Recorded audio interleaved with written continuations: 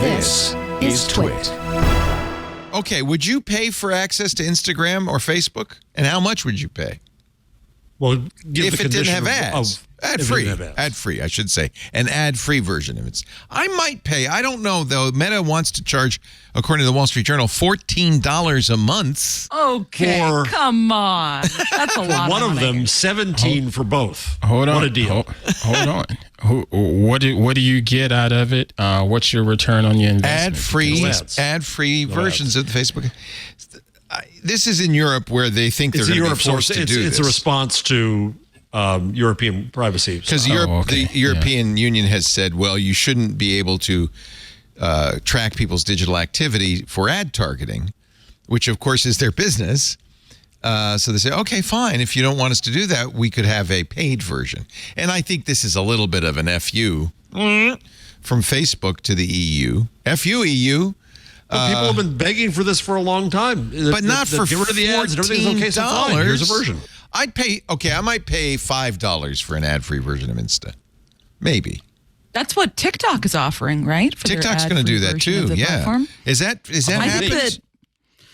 Okay, so Twitter Blue, remember back in the day, was it $3? Right? Yeah, and it's now when I first signed up for Twitter Blue, it was like $3, and I was like, I would have paid back in the heyday of Twitter when it wasn't for a blue check. I would have paid $15 a month for Twitter, but that's because I was addicted to it. Well, you were addicted, quote unquote, but you also got some good value out of it from your day to day. The Nuzzle feature was great, where you could essentially see the trending articles that people in your network had. But I think that the issue with this is that I don't think that many people are going to crave an ad-free experience enough to shell out $14 a month. No. There has to be something else. TikTok is, they say, according to a report by the Android Authority. Hello, Android Authority. Testing an ad-free monthly subscription plan, $4.99 a month. They have confirmed that. This is not, they've confirmed it to TechCrunch. This is not, the service says it's limited to a single English-speaking market outside the U.S. But that's how these tests often go. TikTok is interesting. Would you pay $5 for TikTok? I wouldn't. But I think there's some people who would. Yeah. I love TikTok. Yeah. No, I couldn't see that. But there just would have to be something else. I mean, I don't find advertising that intrusive on social media, especially not TikTok. Instagram is maybe a little bit over the top. I haven't used Facebook. It is. It's just because you buy everything it shows you, Leo. I do, and I'm paying them. It's actually cheaper for me to give them $14.99 and not see ads than it would be to see the ads. I spend much more than that every month on crap that I don't want. It is fascinating, though, as big as TikTok is, at least in my experience. I don't see nowhere near the amount of ads I see on the Instagram side of things. I think a lot of times on TikTok you're seeing an ad and don't know it. Okay, yeah. Do you think? That. I think, I don't know, it's easy enough to swipe by them, but I think there's an ad every 5 or 6 TikToks. Well, what's a TikTok ad versus what's a influencer? Like here's so the third swipe up, Killers of the Flower Moon, which is an ad for a movie. I love your advertising. I love the look into your advertising profile we're getting here, Leo. Keep going. Okay. I get she's movie. Judging you right now. Commercial I hate most on Killers of the Flower Moon. Then a woman in a bikini. Then another woman in a bikini. Then a woman in a short skirt. Is this an ad? No. Then they're remodeling a bus. Then a Jewish wedding with an unexpected surprise. Then somebody live doing... What is going on with TikTok Live? It is weird. Now this woman is trying I think that TikTok Live is just a ploy to keep you in the app Here's for a as woman long as possible. Oh, in a bikini made out of tape. This is because Leo stays on the wrong thing. I should, my daughter tells me this. She says, it's your fault because you linger. I said, but how do I not linger? She's not wearing any clothes. So this is Sun Power. So that's an ad, right? I'm 24. My son is 8. Okay, who cares? Home Depot. So you get some home improvement. Anchor wireless charger. Is this an ad? Yeah, it is. See, it says shop.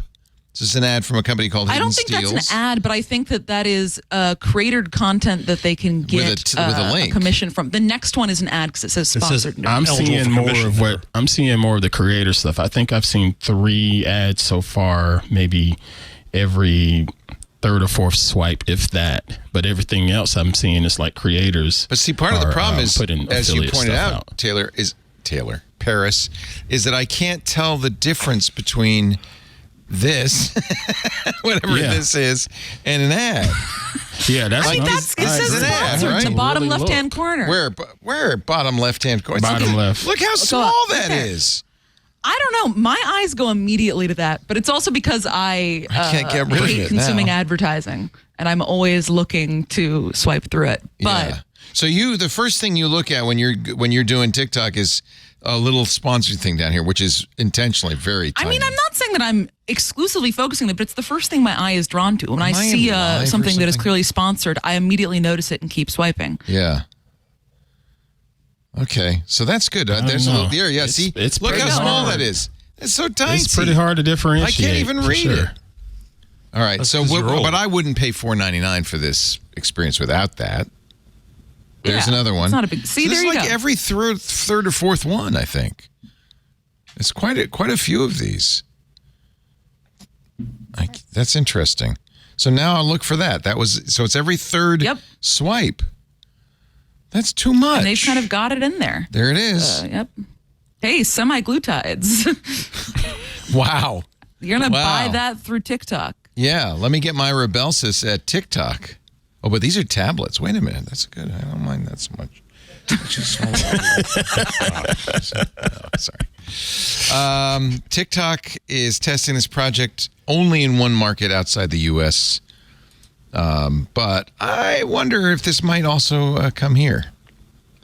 This is what it looks like. Pick your plan. Choose whether you will see ads. There's standard, free, enjoy TikTok with ads. We'll also use your data. We also use data from third parties. Ads will be personalized. The thing, is that you can, it takes away with both companies, it takes away the privacy tracking stuff. But does it? Because I have to point out. Yeah, but does it? That's the question. They don't say, as we do, by the way, when we say ad-free for Club TWiT, we say and no tracking because there'd be no redirects. But they don't TikTok say is still going to personalize, so it's going to have it has to track you. It has to. Yeah. Okay. Or whatever they do. Yeah. So, Paris, you would pay for Twitter, but you wouldn't pay for $14.99 for old Twitter. Not new Twitter. Nobody would pay for that piece of junk. New Coke, old new Twitter, but frankly, no other platforms. No really. other platform. I mean, and Ant, would you pay anything for this stuff? I would not, but I know people that would pay for the Facebook premium because they make a lot of money off of their Facebook traffic. Yes.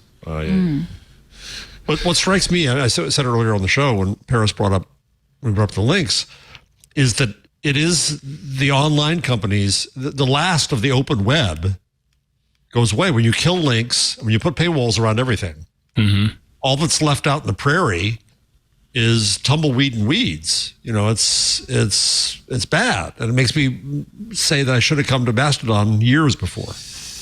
Well, we welcome you now. That's similar to what Cooper Quinton of the EFF was saying this morning on Floss Weekly, twit.tv/Floss, open source developer show, open source community show we have here on the network. He was talking about pretty much the same thing. It's such a crap show on social media with all of the tracking and data hoarding that's going on.